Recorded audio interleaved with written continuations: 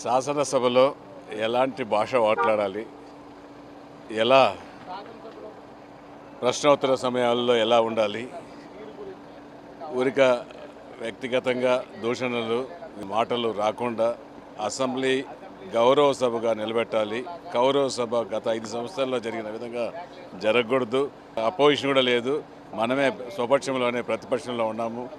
జాగ్రత్తగా ఆచితూచి మాట్లాడి జనసేన ఎమ్మెల్యేలు గౌరవం తెచ్చే విధంగా 5 కోట్ల ఆంధ్రులు జనసేన అధ్యక్షుడు పవన్ కళ్యాణ్ గారికి గౌరవం దక్కే విధంగా నెక్స్ట్ ఇంకా పార్టీని బలోపేతం చేసే విధంగా ఎమ్మెల్యేలు నడుచుకోవాలని పవన్ కళ్యాణ్ చెప్పడం జరిగింది. సార్, అంటే నియోజకవర్గాల సమస్యల గురించి, నియోజకవర్గ అభివృద్ధి గురించి అంశాల మీద ఏదైనా చర్చకు వచ్చింది సార్?